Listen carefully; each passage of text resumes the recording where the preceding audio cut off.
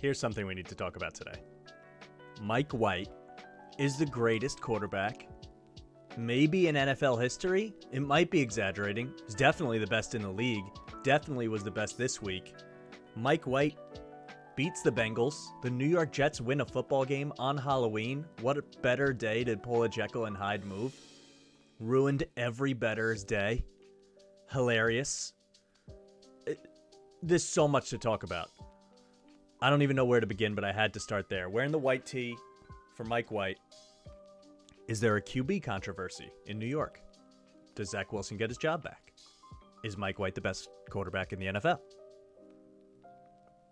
Do we know how he looks enough to enshrine his face in Canton? I think yes. It's ingrained into my memory. We're going to get way more into that.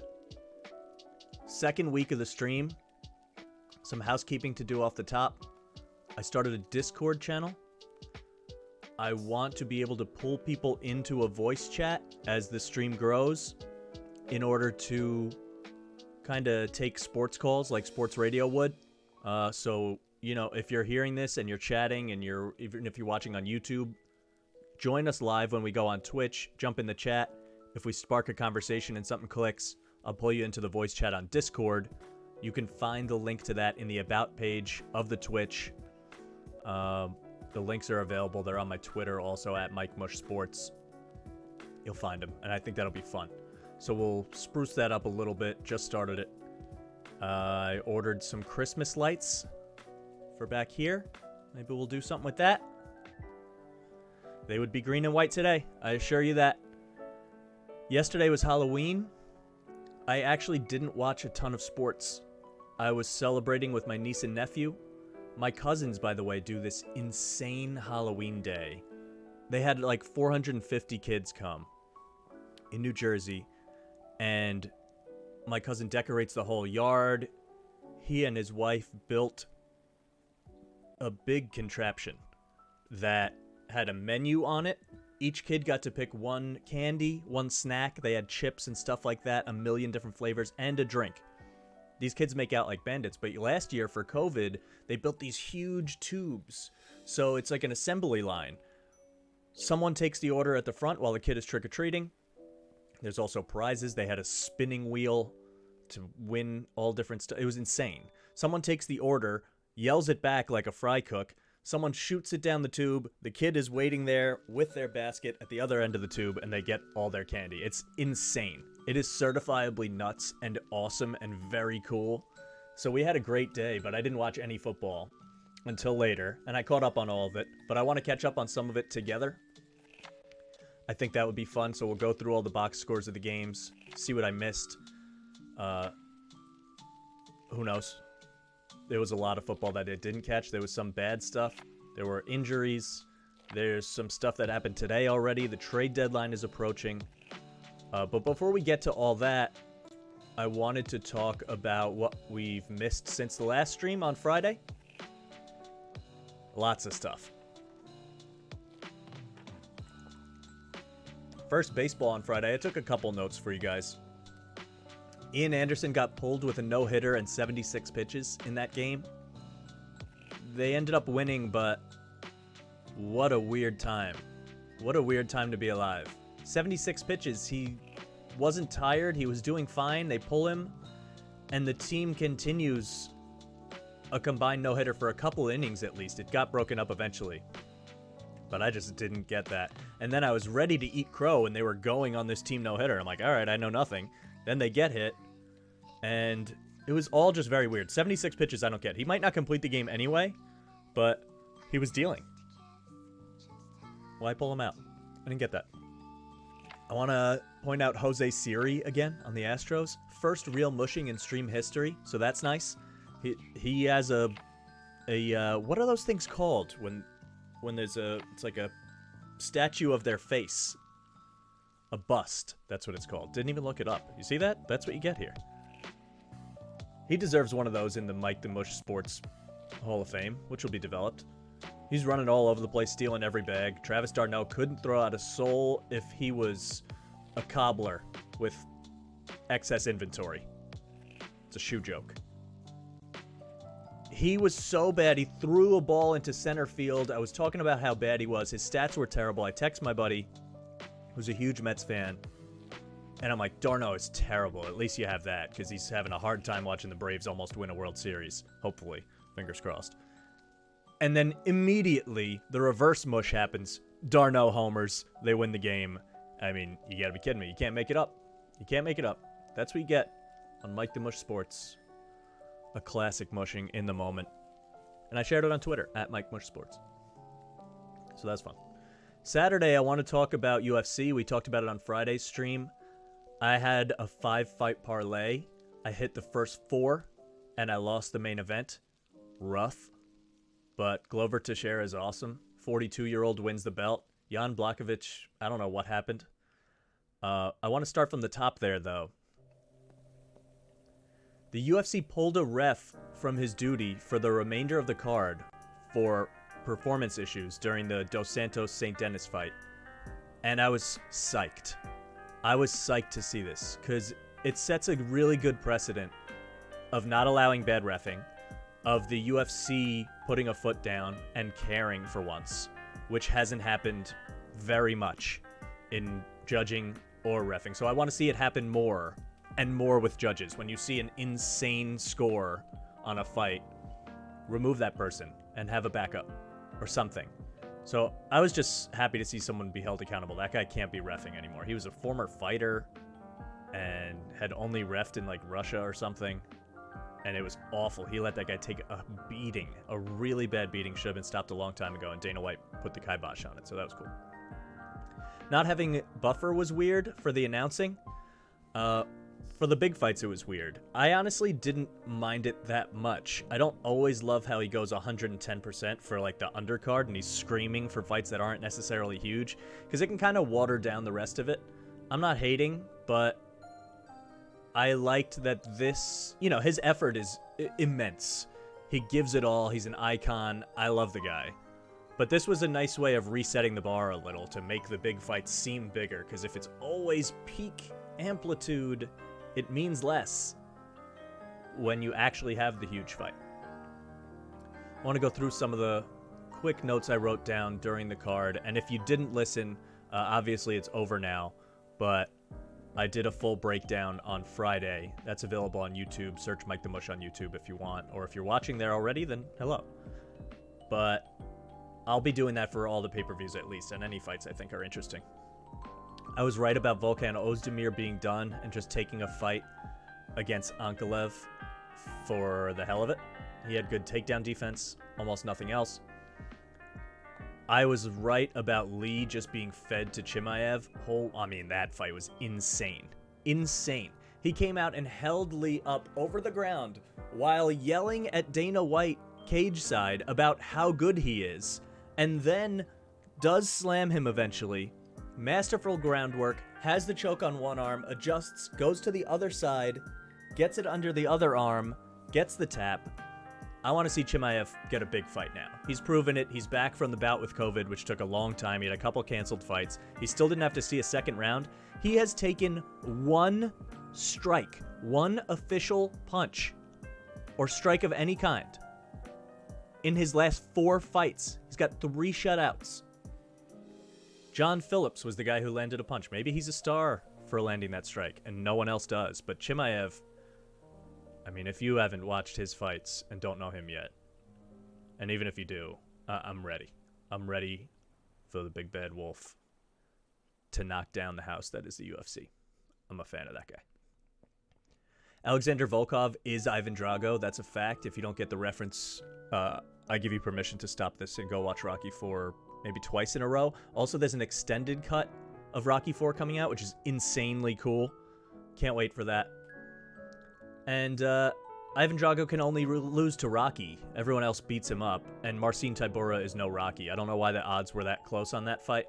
I've always thought Volkov was basically good enough to fight for a title and maybe be a huge underdog in a title fight, but he's great.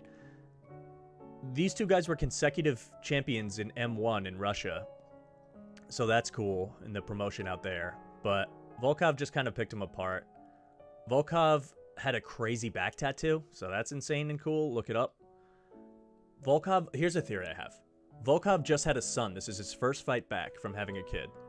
I've always had this theory in all sports. New moms and dads seem to dominate the first time back in those games.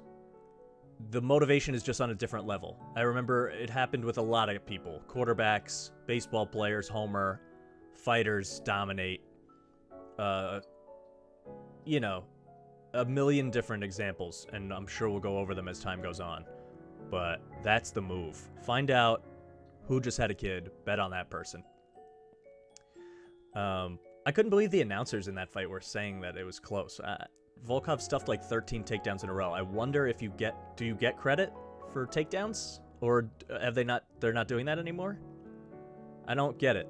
Because if you get credit for takedowns, you should get credit for stuffing the takedown. It should count for something, not just a stall or just neutral.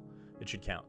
So, anyway, a lot of action came in on Dan Hooker. I didn't put that on my picks, but I said on stream that it was plus 500, and that was really silly. And it came all the way down to plus 330. So I felt good about that. The public was with me. Someone was with me out there betting, and he got smashed. So it didn't matter. But the 500, plus 500 was stupid. Dan Hooker rocks for having the balls to even take this fight. Islam Makhachev is going to wear gold in the UFC. He's going to be a champ really soon. No one wants to fight this guy. He's going to go right to the top. I would expect him in either... I don't know. I don't know what's next for him, but one more fight and then a title fight, I think. I don't know why they would make him wait. Corey Sandhagen and Peter Yan was maybe the fight of the year for me.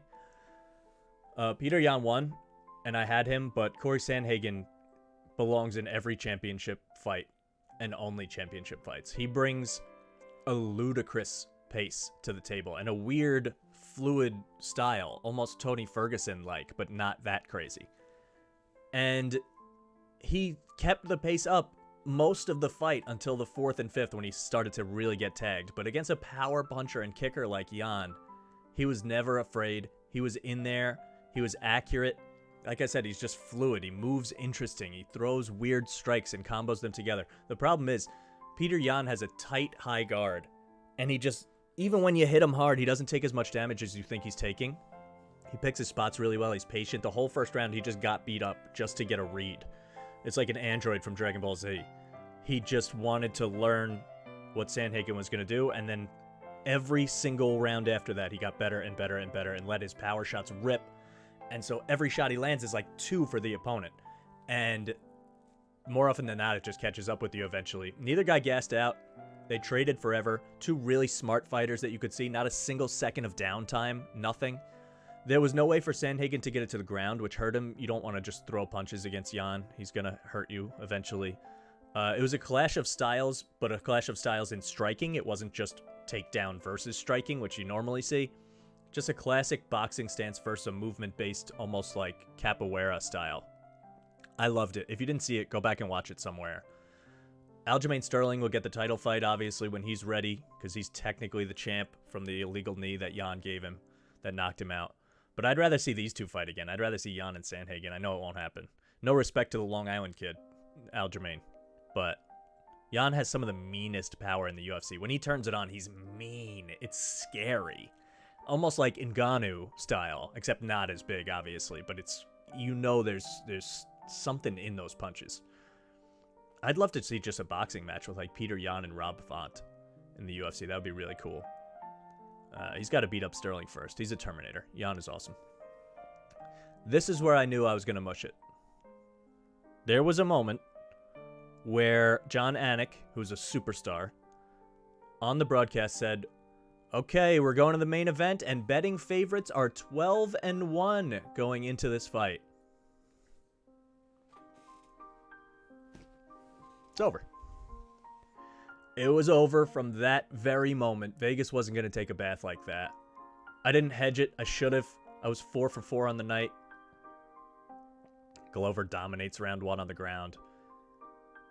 You knew what was happening. It was an odd fight because usually the bigger guy wants to lean on his opponent and wear him down. And Jan Blachowicz just wanted more space and wanted to be a striker and a karate guy. And Glover was the smaller guy, and he was the one pushing it forward and wearing on him and leaning on him and getting him down and wanting to clinch. And at some point, I think something was wrong with Jan. And he must have taken some kind of bad damage. Maybe he broke his jaw. I don't know what happened. It looked like something happened. Because he gave up pretty easy. And who am I to say? I don't know. It was a nasty neck crank, and Teixeira's awesome. But when he was on the ground, he did this weird thing. He was up against the cage, but he was fine. He wasn't taking any damage. And then he dropped down to try to get his own takedown or something. I don't know what he was doing. He drops down to the ground. 2 seconds later, he's flat on his stomach and getting choked out. I just wonder if something happened there, or if he wasn't ready, or I don't know what it was, but it was bizarre. So Teixeira gets the belt at 42 years old. Glover, don't call me Mark Teixeira, UFC champion. Pretty cool. Killed me. Would have had a 5-for-5 night, but what are you gonna do? Then that same night, World Series Game 4, there were back-to-back homers for the Braves. It felt like a legitimately huge World Series moment to me, like in time, just to clinch a game against a team that everybody hates, to hit back-to-back homers late. And yet I can't help but think it just didn't capture the attention of the world as much as it should have. It was awesome. I've talked about Christian Javier being awesome for Houston on stream a couple times already, and he got rocked. It just felt like it should have been a bigger thing. I don't know why it wasn't. Maybe it was. And I'm not giving it enough credit. But it felt like that should have been highlight everywhere. World Series, insane moment that rarely happens. It just kind of felt like it passed by. And then we move on to Sunday. We'll get to more of that. We'll go through each and every box score of the football games. We'll talk about the Monday Night Football game tonight. First, I want to go here for our Lord and Savior, Mike White. Look at this man. Look at this man. Look at the happiness. That's my quarterback. That's my guy. Yes, Mike White. Mike White. What do I say? Is it possible that after the Jets get stomped out by the Patriots, rewind to 25,000 years ago, it feels like, that Tom Brady's been in the league, and Mo Lewis puts a hit on Drew Bledsoe that knocks him out of the game when he was the starter. Tom Brady comes in. No one knows who he is. Dominates forever. Still is. Last week, Patriots play the Jets. A hit gets put on Wilson. He's knocked out of the game. Backup comes in that nobody knows. Just saying. Mike White football. We might be talking about a legend one day. He looked truly insane. Like, really, actually very, very, very good. We'll go through the box score on that. Rams get Von Miller in a trade today. I've poked fun at that Denver team. They're not very good, and I do think Von Miller has lost a step, but even with that, now you're putting him in single coverage always, because Aaron Donald is there. That D-line, it's insane. The secondary has Ramsey and Taylor Rapp. That defense is terrifying. This feels close to when the Cardinals got J.J. Watt. Von Miller's not that late stage of his career, but I think closer than most people are giving it credit for. But even Watt, before he just got hurt and went under the knife, and it will miss the rest of the season, he was dominating for Arizona for the same reason. He gets less attention. There's other people there that can command doubles, and not even a tenth of what Aaron Donald is going to do for Von Miller. I just see him getting free reign, especially if they use him in the right scenarios, keep his legs fresh. When they're winning, he can pin his ears back and get after the QB, and they're always winning because they dominate offensively. This will probably be the biggest move before the deadline, which is coming up. Football trades are weird, man. They gave up a second and third round pick, which is more than most people give up in these kind of deals. But the Broncos will also pay like his whole salary. $9 million of his $9.7. You're getting good picks, so that's cool. But it's just odd. Football trades are so odd because you look at the NBA and you're like, to get a guy that has the most, Von Miller has the most sacks since 2011. to get a guy that has the most three-pointers since 2011. You're talking about Steph Curry. And I realize that he's at a better spot in his career than Von Miller is. But even if you're talking about a veteran, usually they're going for, at bare minimum, a couple first-round picks in the NBA. Sometimes they're going for 5. Paul George got traded for $1 million. And you can get these great players to go win a Super Bowl for a second and third-round pick, which is a good haul for Denver relative to what the rest of the league does on trades. But I still would do this 10 times out of 10. It seems good. Rams are 7-1. They don't have a lot of holes. I do wonder if they will trade for a running back. Why haven't they done that? Darrell Henderson's good, but Sony Michel hasn't done anything. There's got to be running backs available, which brings us to the next point. Derrick Henry injured. Tough to see. Tough to see. Not going to count this as a mushing, although I have been revving his engine quite a bit. He was on pace to break every record for every year and every 3-year run and spans of 5 years and whatever. He has the most rushing yards of anyone in the league. He made everyone look worse. And the running back market has now flattened out significantly more without him bringing it all the way up. It's said. Foot injury, you never know how he comes back from that. Who knows? They were not going to put a timeline on it, but I'd be shocked if he comes back after having surgery. That'd be wild. Maybe if they go deep, make a playoff run. I don't know. They signed Adrian Peterson, which is kind of funny because I can't remember if I said it on stream, but the only other person that I remember running like Derrick Henry in the modern era, aside from Jim Brown and Earl Campbell and O.J. Simpson without the murder, is probably Adrian Peterson. They run violent. And they seek out contact and run people over and put fear into people. So, not that Peterson's going to do that now, but it's kind of funny that he's the replacement. This just kills the Titans. They ended up losing. They ended up winning, but they ended up struggling with the Colts when Wentz was terrible.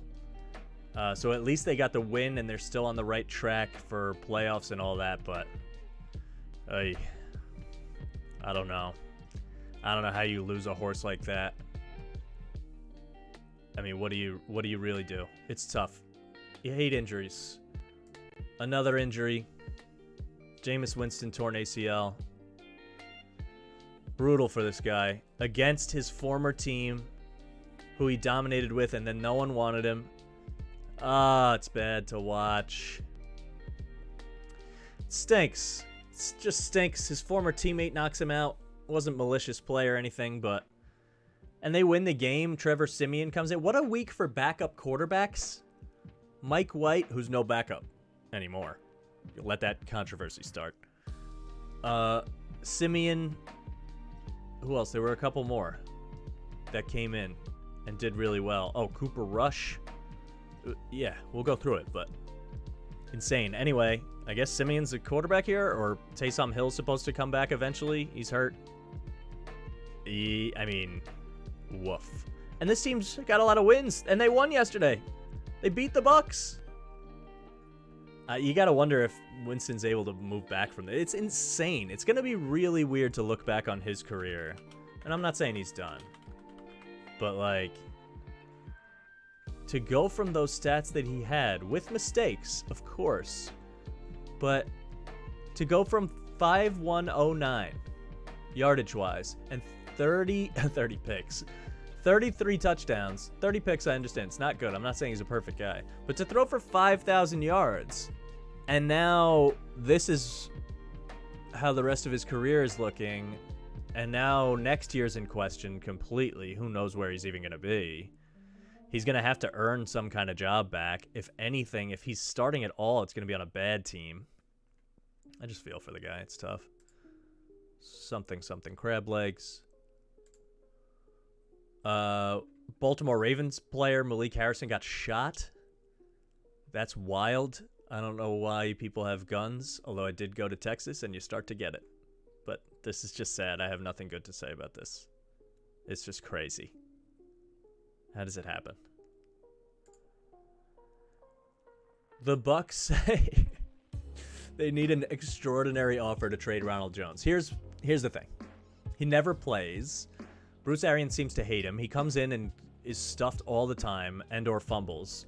And yet this statement from Bruce Arians makes sense to me, actually.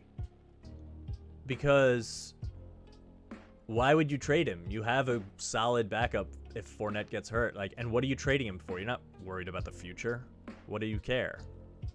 So it just doesn't. What is a pick going to do for you? You're going to use those picks to go get better players to win another Super Bowl, probably. So I get that, but this is obviously on the heels of the Derrick Henry injury, so they're talking about maybe, looking for things that the Titans could do, and I get that. But you're competing with the Titans for a Super Bowl, in theory. Like, why are you going to help them that much unless they're giving you a first-round pick, which no one's going to do for Ronald Jones? And if it's a third-round pick even, which they wouldn't even do, it would be like a fifth. Why is Tampa doing that? They're in no rush to get rid of their backup, so actually makes sense. On first glance, it's silly, but Josh Allen, now the MVP favorite. I would still take Brady. The odds are like really weird. NFL MVP odds updated.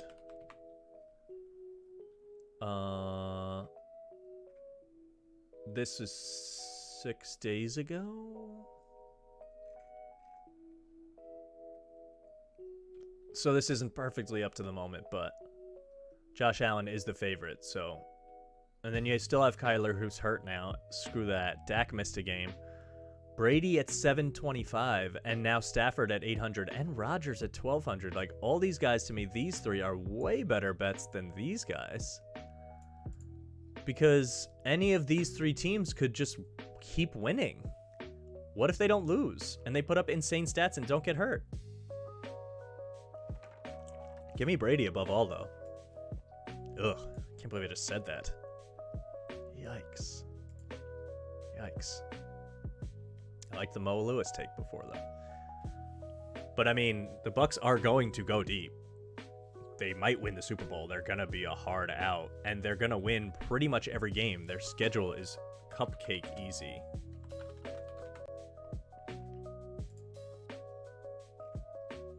Who do they have left? This is 2020.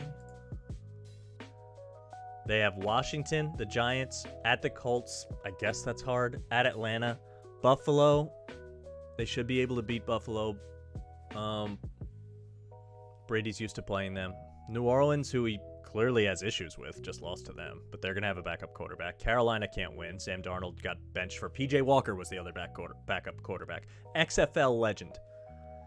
The Jets, Carolina again. Carolina twice in 3 weeks. Okay. Yeah, I mean, they could win every one of these games without any question. Even if they lose to Buffalo, they have 3 losses on the year, and Brady's putting up insane stats. Give me that. Give me that. And this was an interesting one. I don't want to do too much time on it, but minor league baseball players want to say impossible MLB vaccine mandate. This is fair. I don't know how the player association works. I think it covers minor leaguers.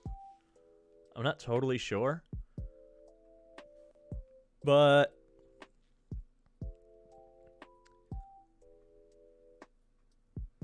they're just trying to get everyone vaccinated, which will happen in time. And there will be some exceptions, I'm sure. But minor leaguers were not mandated to get vaccinated in 2021, but were encouraged to do so. I don't see why this wouldn't happen. But it seems as though in return, they want to be able to have their voices heard, which is fair. I feel like minor leaguers have been treated like trash in baseball forever. So, just an interesting one. Here's the least shocking news of the day. Zion Williamson progressing, but at least another 2 to 3 weeks out from his fractured foot. Yeah, a huge, potentially overweight guy that's too big for his body and always has been. Breaks his foot, tells the team a week before the season, and now we're shocked that he might miss another month. This is a non-story. Anyone who knows anything knew he was going to be out a long time. The fact that he's running and stuff is wild, but he's going to miss another month, and they're going to be to the point where that team is bad. And if he gets shut down early, God forbid he gets another injury, you're already talking about like I mean, it's not a lost season. He could come back in 2 weeks and play the rest of the year, but I'm worried about all this. Dark horse team to move to Seattle. although I prefer them expanding. This is insane. This was insane. Kofi Coburn, I wish it was pronounced the other way, will miss the first 3 games of the season because he sold apparel and memorabilia in June, when technically the new rules that players are allowed to do that started the month after. The money he made was allegedly donated to charity. He was following these new rules, and they just hadn't gone into effect yet, so they're suspending him. Meanwhile, the only reason you made the rule was to fix all the nonsense of punishing these guys for making money on their own likeness. And now what are you doing? You're punishing him for making money on his own likeness. It's just nonsense. Just waive it. So bad. Ugh. All right. I want to get into football. Let's start with the Jets. It's the only time I'm going to be able to do this. Give me a break. Look at these numbers, Mike White. Look at them. Oh, Mike White football. 37 for 45. 405 yards. Only 2 quarterbacks since 1950 I saw have gotten 400 yards in their debut game. Mike White and Cam Newton. Interesting. He had 2 picks. One of them, I know, I didn't get to watch this whole game, like I said. I watched a lot of the highlights because I'm as big a Mike White fan as there is. And one of the picks wasn't that bad. I don't remember the other one. Josh Johnson got to throw the ball. Burrow looked good in this game, too. This is alarming if you're the Bengals. How? First of all, they were up 11 in the 4th quarter.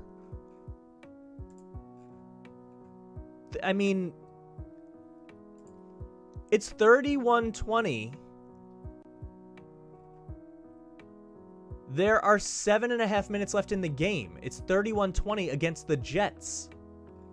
Right? This is the same Bengals team. Stop the autoplay. Stop the fucking autoplay. This is the same team that smashed the Ravens, and I thought their defense looked so fast and faster than Lamar Jackson. And the Ravens had smashed the Chargers before that. Transitive property is failing in football. So then Jets get the ball back. 14-yard pass to Moore. Incomplete. Carter goes for 23. Jets get a hold. This is where I go, game's over. Game's over. If you're worth anything, this is so alarming for the Bengals fans out there. And it's like, of course, the Bengals can't have nice things. Of course this happens. But it's not good. You have the Jets on 1st and 20 with 6 minutes left, down 11. The same Jets team that gets smashed week in and week out and lost by 50 last week. They pick up 12. They pick up 6. 3rd and 2. They pick up 8. They pick up 8. False start. No big deal. We got Mike White. 19 yards to Ty Johnson, who's going to be a fantasy pickup, I guess. Maybe. And Michael Carter. Everyone knew that would be the 2-headed running back duo. Woo! First play. Burrow throws a terrible pick. This play was so bad, it should be enshrined in the reverse Hall of Fame. It was awful. It was one of those plays where they fake to the right. They roll out to the right. They play action to the right side. He rolls out, and then they do the immediate turnaround and throw the screen all the way across the field to the receiver, who is Chase. And if he gets the ball, he might break one. But guess what? If anyone's there, that pass is so long, it's going to be picked. It's such a risky play for no reason when you're dominating. 4 minutes left. Run the ball. I mean, hell if I care. Crushed my picks. I mean, again, like UFC, I had everything. A lot of things hit for me. And I had the Bengals parlayed in every single thing. You heard it on Friday. And if you didn't go back to the YouTube video. Picks struggled. I mushed this one hard. but everyone else had it too. This was Vegas cleaning up. A lot of those big teasers have been hitting all year, and this is Vegas saying, no. So they throw a pick. Mike White, of course. Taylor Croft, easy. Former Bengal, stick it to him. This was also alarming.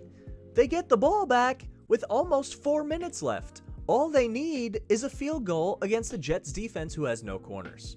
They're quick and they're feisty, but still, they get a first down. They get to the midfield, and then Mixon for nothing. Burrow incomplete. Burrow sacked. It's 4th and 19. I guess you have to punt. They had 3 timeouts. But Mike White's too good. You can't punt Mike White the football. First down. Kneel it out. Jets win. I mean, Mike White, the GOAT. The GOAT. Jets shut down the run. Mixon stinks. Not a fan. He's an abuser. He's on the list of people I don't like. Michael Carter ran well. The Jets just looked like they wanted it more. Bengals were so flat. I mean, Michael Carter doing his best Alvin Kamara impression. Crowder looked good. Moore looked good. Denzel Mims is out there.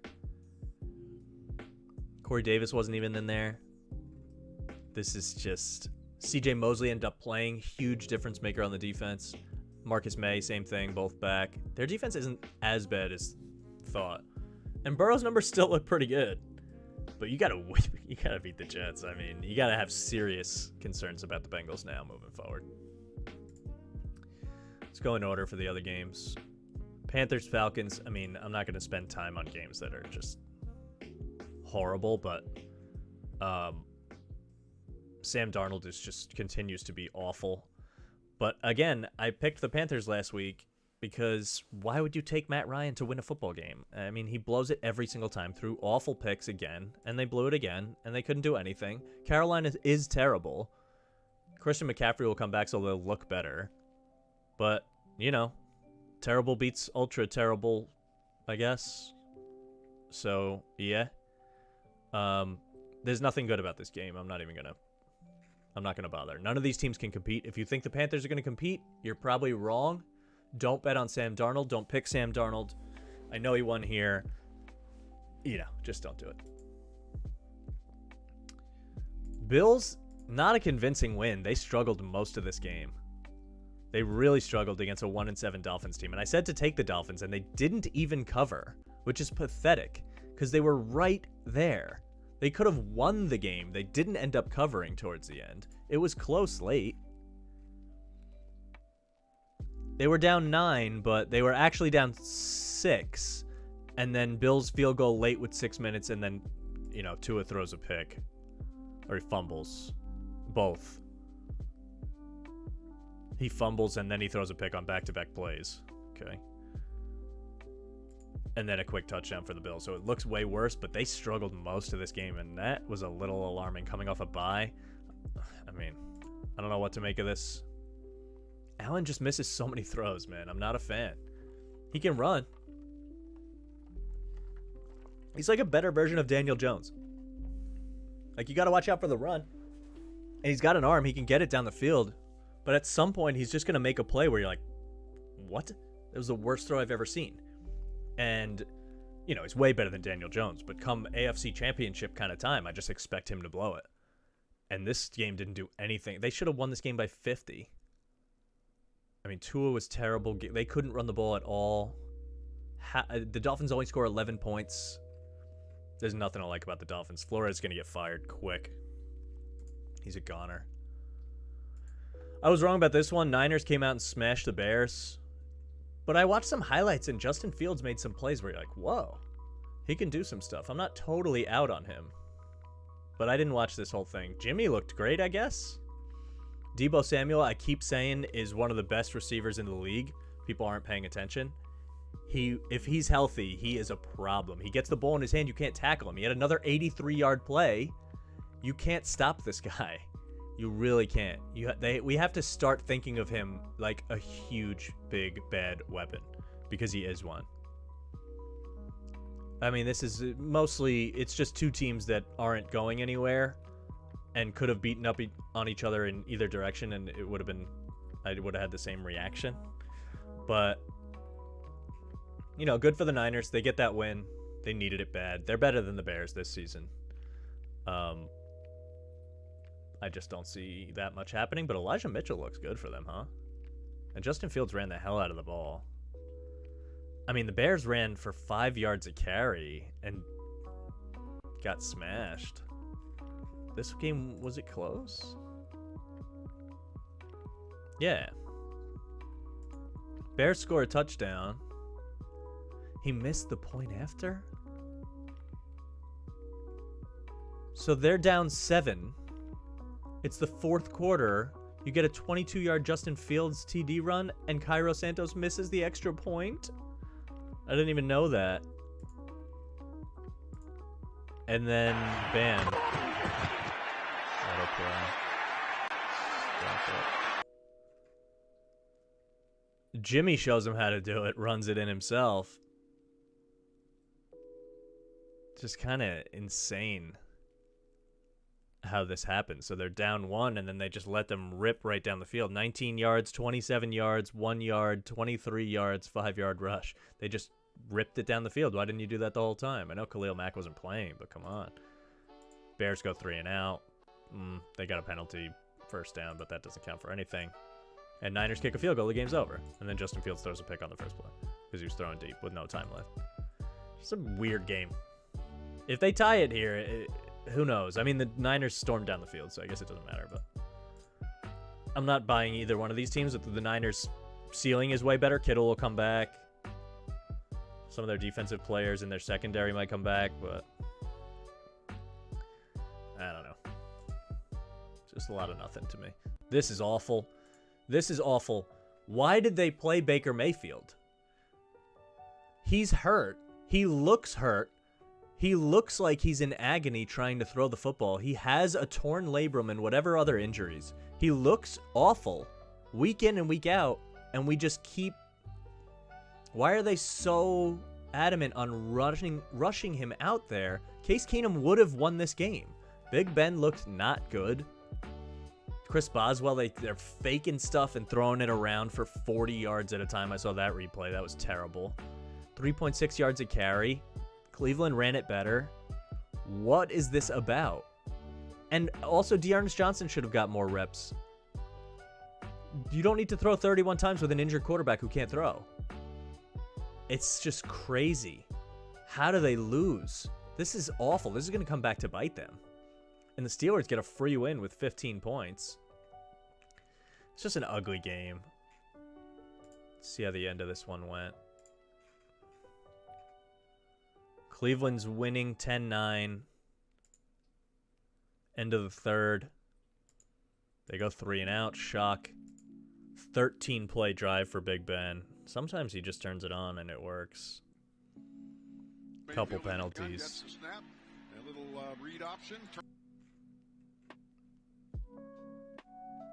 But yeah.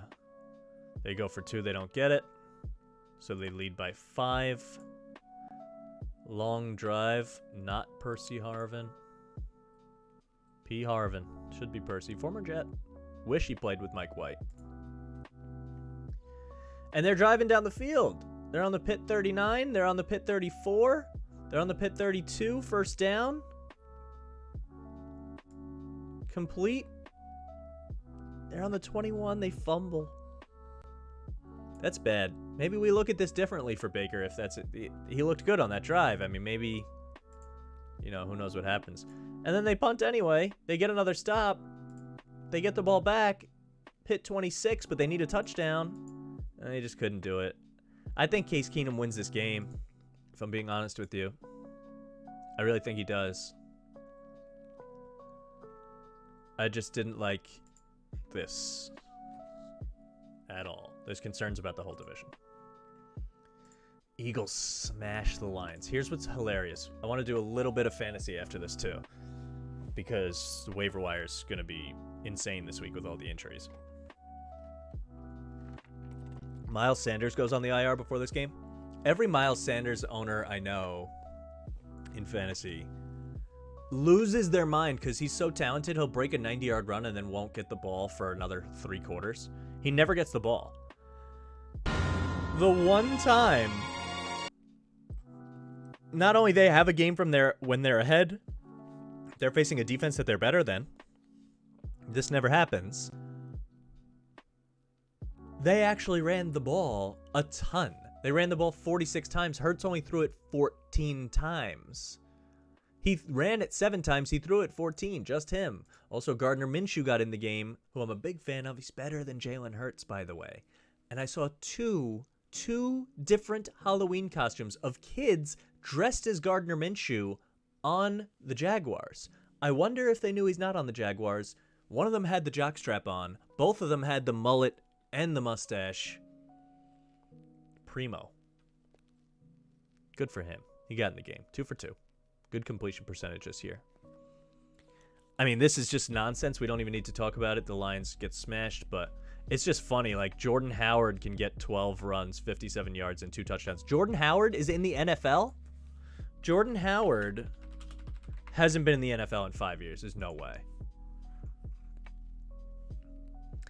I mean, all right. It hasn't been that long.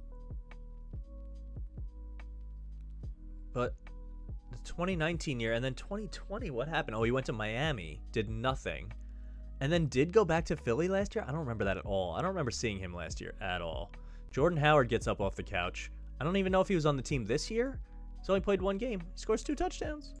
And Miles Sanders can't get the ball normally. Gainwell ran it. Boston Scott ran it. Jalen Reagor gets the ball more than Miles Sanders out of the backfield. Just funny. It's a beatdown. Nothing to talk about. Eagles stink. Lions stink more. Number 1 pick. New quarterback team. We'll get to that way, way later in the season. Titans Colts we already talked a little bit about, but the Titans pull it out in overtime. Carson Wentz was horrific.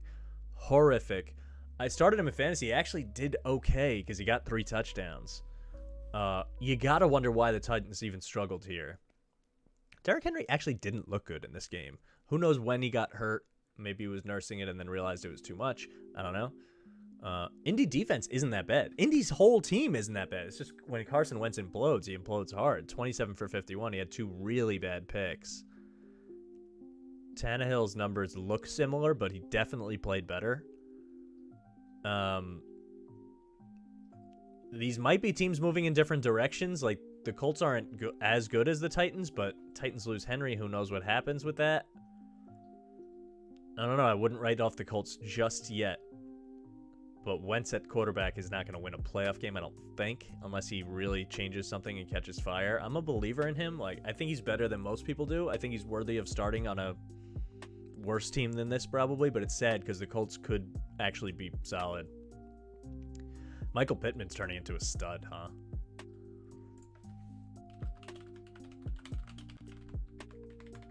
Michael Pittman dominated this week with 10 catches, and I think he's dominated, like, every week. Yeah. He's 9th in yards. He's 10th in receptions. He's 12th in targets. And, touchdowns, who knows. But he's got 4. It's time to start worrying about Michael Pittman. And Carson Wentz is his quarterback. I don't know. They need a lot of work, the Colts, obviously, but I come out of this game feeling better about them, even though losing. The game got to overtime, right? And then I'm pretty sure, yeah. Punt, gross. Wentz throws a pick, really bad. And, of course, the game is over. They kick a field goal and win. So, it's interesting. We'll look at the standings in a sec. Jets we talked about. Rams were up 38-0 and gave up 22 points. Not that it matters, but Cooper Kupp's the best receiver in the NFL right now. That's just a fact. It's not up for debate anymore.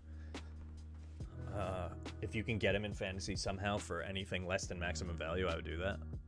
He is unbelievable. Henderson is good. Sony Michel ran well in this game, but I still think they need a better second running back. I wonder if they'll do that.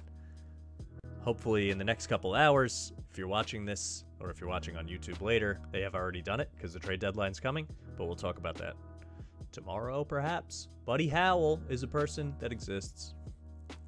Sounds like he's from 1940. Houston can't. I mean, Davis Mills can't. We can't. We just can't. Tyrod Taylor needs to come back, and then they'll compete. But they scored 22 unanswered in the fourth quarter, so, I mean, hey. There's that. Nothing to say here. We talked about the Von Miller thing. You look at this defense. You got just killers all over. You got Leonard Floyd, who's a good pass rusher, and Von Miller on opposite sides of Aaron Donald now. That's the line. That's the, call them outside linebackers, call it the line, whatever you want. Those are your pass rushers. That's terrifying. Okoronkwo was really good in college. You have some guys that are going to move up because of this, because of Von being there and commanding more attention. Everyone gets a little better. This is scary. This team's scary. They can definitely win the Super Bowl. They have a ton of weapons. Stafford looks fine. He's healthy. He's throwing it around. They spread it out. They have a good coach. Their defense is strong. Look out. It's still early in the year. This team can, they're already rolling and beating up bad teams. I think they probably have a tough schedule because I feel like they've played a lot of easy games. They play the Titans this week, and without Henry, that's a good time to get them. They play the Niners. At Green Bay is tough. They play the Jags, though. At Cardinals is tough. Seahawks, Russ will be back. That's a tough game. At the Vikings, who, boy, yikes. We'll talk about that. More like the Yikings, am I right? The Ravens, tough game. Niners. So, yeah, it's not all cupcake, but, they're going to make the playoffs, and they can still win that division. I think they're better than Arizona, actually. Kills me to say it, because I like the Cardinals. This game was wild. I hate to say this. Mac Jones played really poorly in this game. I watched some of this, or at least I watched the highlights. I went back and watched it. I spent a lot of time today watching football from yesterday, and it seems as though Mac Jones couldn't hit a receiver in this game, which is weird, but didn't matter because the Chargers cannot stop the run at all. Like, every week, it's really bad. And I think they had a couple injuries in this game in their secondary, from what I saw on Twitter. It's kind of cool how, even when you're not watching, you're still plugged in and watching. I can still get the scores up to the minute. I can still see the live betting odds if I feel like it. I'm still on my fantasy apps. I'm still on Twitter. I'm walking around. My cousins are like, can we do another couple houses? I'm like, yeah, no problem. No, whatever you want. Whatever you want. Yeah. Rush defense. I'd imagine they're almost dead last. No. This isn't right. Yards per carry. Yeah, dead last. 5.1. Yards allowed. Second to last to the Texans. Touchdowns allowed. A little more fluky, but they're towards the bottom. 20-yard rushes. They're dead last. 40-yard rushes. They're not as far, but, who cares? They're awful stopping the run. Awful. And the Patriots knew it, and they have a good coach, and they made them pay. And they could have just won the game that way. A lot easier. They could have just run down their throat the whole entire time. I don't know why they didn't. They took a while for them to be like, oh yeah, we can just do this. Like, it was close. And then Chargers are winning here. They go Mac Jones pass, and then a run. I don't know why they're starting with two passes when this team cannot defend the run. So then they get it. Herbert throws a pick six. I'm not worried about Herbert. This is a game against Belichick. It's alarming off a bye that he didn't look better, but Patriots are better than you think they are, and Herbert will be fine. They don't throw to Keenan Allen enough. Mike Williams seems hurt already. Eckler was coming in with a hip injury. Herbert will be fine. That's not the reason this team did anything bad. So they get the ball back. Then they punt immediately. They were a little shook, you could tell, after the pick six. And then this is the drive where they figured it out to me. I looked at this before. I don't know why it's starting with a 3rd and 1. That's just weird. There's a really long drive. Maybe it only shows a certain amount of plays in it. But anyway, Short pass, run for 6, run for 3, run for 2, run for no gain, short pass, run for 1, short pass, run, short pass, run, field goal. They didn't do anything fancy. They just managed the game. This offense for the Patriots should look like the first year of Tom Brady. Or, you know what? I was going to say, or the first year of Mike White, but he can throw it down the field. He ain't no Tom Brady. He's better. He can throw it down the field immediately at the start of his career. You hear that, Tom? I'm worried about the Chargers. I just don't know. It doesn't seem right. They play the Eagles, who just ran the hell out of the ball. I mean, they should dominate this game, and it's a get-right game. But then they face Dalvin Cook. They face Najee Harris. They face the Broncos, who are bad. They'll beat them, but it's a division game at Mile High. They face the Bengals. I mean, they just lost to the Jets, so who knows? But this is last week we would have thought they would be big underdogs in this game at Bengals. Giants are bad, but if Saquon Barkley's back, who knows? If they can't stop the run, even that's ugly. The Chiefs, if you can't stop the run against the Chiefs, then you definitely aren't going to be able to stop the pass either. Texans are bad. Broncos, Raiders. I mean, their schedule, they don't face a ton of great runners. They already had Zeke. They already had the Browns. They beat them somehow. The Ravens. It's no wonder they got smashed by the Ravens. It's starting to make sense. This team's just flawed, sadly. And the Patriots are looking better. Jaguars, Seahawks. I'm not going to do any time on this at all. I thought the Jaguars would compete because Geno Smith is bad. They didn't. I honestly couldn't care less what happened in this game. It's not worth really talking about. But Geno's stats look great, so good for him. Whatever. I don't know. I mean, 9-play drive, punt, touchdown. Punt, interception, touchdown, downs, field goal, end of half, and it's 17-0. The game is over here. The game is literally over. And then it's punt, downs, another random touchdown. Punt, downs, punt. I mean, come on. This is awful. And then the game's already out of reach. They get meaningless touches. It's a bad game. Both these teams are bad. But if they win, who do they face next week? If Geno gets them a win, no. They're at the Packers. So it'll be 3-6. Left side. It's going to be a throwback to Geno. They will be 3-6. Was that just a flea flicker? Smith, he's got it now. He's going to throw. He's got Tyler Lockett, who makes the catch at the 15, the 10. Yeah. I mean, they're going to lose this, and then Russ is back for the Cardinals game, you'd hope. So if they're 3-6, can Russ lead them back? They would need to get, if you're 3-6, to get to 10-7, you'd need to go 7-1 against Cardinals, Washington, Niners, Texans, Rams. Cardinals is a tough game. Niners is a tough game. Rams is a tough game. You can beat the Bears, beat the Lions. You have the Cardinals twice. I don't know. They'd have to get so red hot, and their defense is bad. Jaguars are terrible too. Urban Meyer's going to get fired, obviously. It's just a bad game.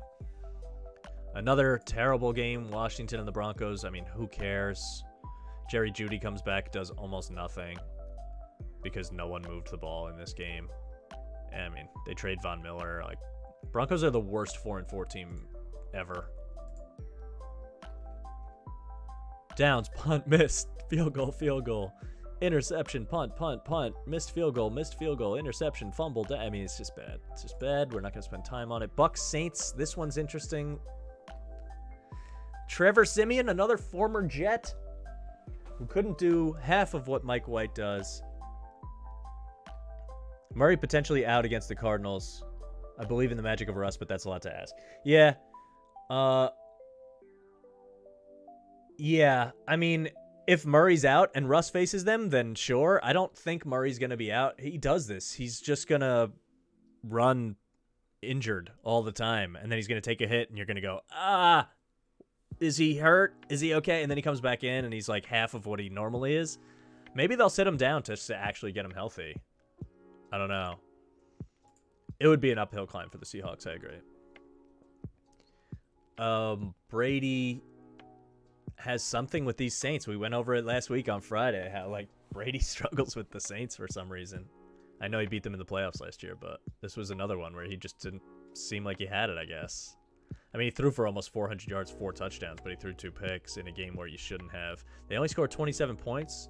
They couldn't really... I mean, their yards per carry is good, but they just didn't eat up yardage on the ground. They were playing from behind.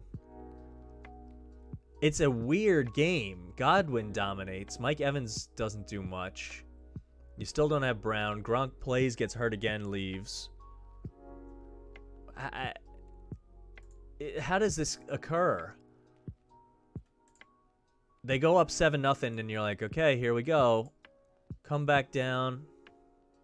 Jameis Winston touchdown. It's tied. Punt. Bucks fumble after a decent drive. Okay. And then a field goal. It's 10-7. This makes sense. Brady throws a bad pick. It gets returned really far. Jameis leads them down. Gets hurt here.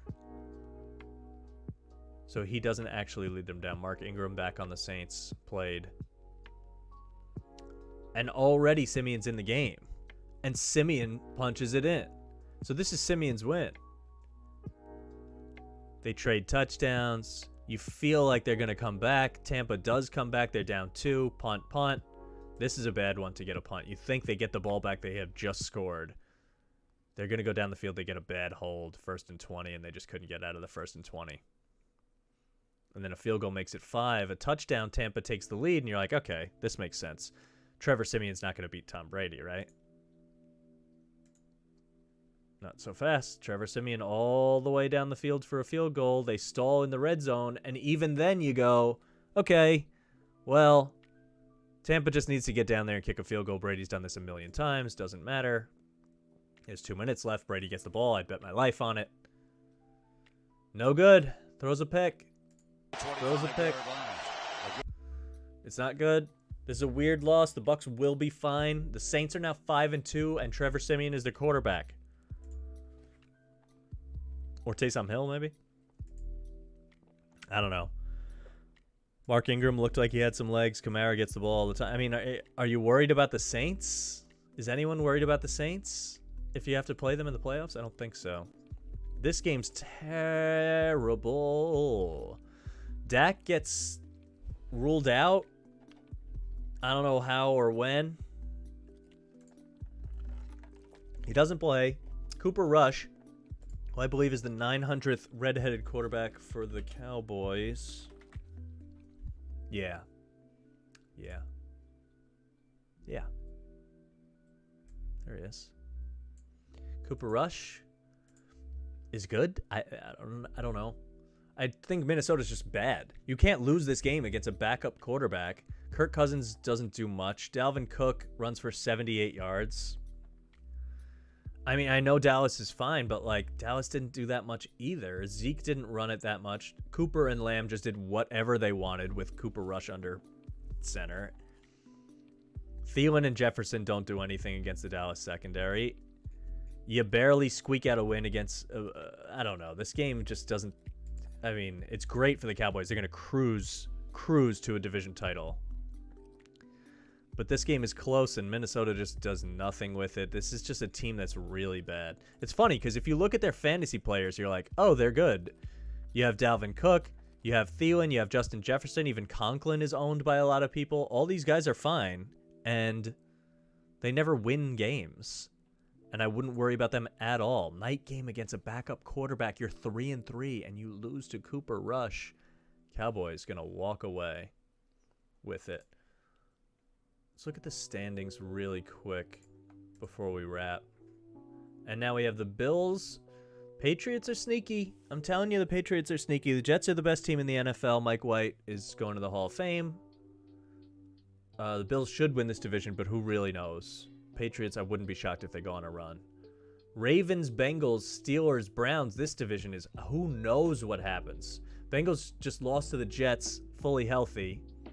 Ravens got killed by the Bengals. Steelers have Big Ben as their quarterback in 2021. Browns have an injured Baker Mayfield and should have Case Keenum, which isn't better. I just don't know anything about this, and I feel like I need another 8 weeks to figure out who the good teams are. The Ravens are the best team in this division, probably. overall, but they got smashed by Cincinnati. And maybe Cincinnati needed this just as a wake-up call, and they'll move forward better, but I just don't know what to make of this. Titans now, 6-2, huge lead in the division, but no Derrick Henry. Could they blow it? Could the Colts go on a run? These two teams are dead. The West, the Chiefs need a win tonight against the Giants. The Broncos are awful. The Chargers cannot stop the run. Are the Raiders going to win this division? The Cowboys could sleepwalk. In fact, I wonder if they'll just sit Dak another game because Cooper Rush looked good. Who do they play this week? The Broncos. You could sit Dak again. Make sure he's fully healthy. This is wrapped up. Unless the Giants beat the Chiefs tonight and go on some kind of run, which even that, you're like, okay, go ahead. The Cowboys are just going to win everything. Who do they play? Broncos win. Falcons win. At Chiefs, I mean, I don't know. How are the Chiefs going to stop the Cowboys? Raiders is a tough one. At Saints. But then they have Washington, Giants, Washington. That could be 3 wins easily. And then they finish with the Eagles. Talking about walking to a division title, I think. Packers are going to walk to a division title. Tampa is going to win the division. Panthers are pretenders. Falcons are worse. They just lost to them. And the Saints have Trevor Simeon as the quarterback. Cardinals and Rams should make the playoffs. Niners and Seahawks probably won't. So are we... In some ways, it feels like we don't know anything about the season yet because these injuries shake everything up. But in other ways, it's like, okay, who of the non-top 7 here are going to make the playoffs? Cutting off at the Patriots. I think the Patriots could. I think the Browns could. I think the Chiefs could. I think the Colts could. But that's it. So who knows how the bottom of this will look. I don't think Pittsburgh will make it. You know, the bottom of the AFC's weird in general. The NFC seems finished, kind of. We did this last week, and I still stand by it. Packers, Cardinals, Cowboys, Bucks, Rams are all making the playoffs. They all are. There's 2 spots left, and all these teams are bad. The Saints are now 5-2. Trevor Simeon is their quarterback. The Panthers have Sam Darnold. The Vikings can't even win a game against a backup quarterback named Cooper Rush. The Niners go on a run, maybe? Do they get healthy? These teams just don't scare me. So there's like 1, 2, 3, 4, 5 teams that matter in the NFC. Packers, Cardinals, Cowboys, Bucks, Rams.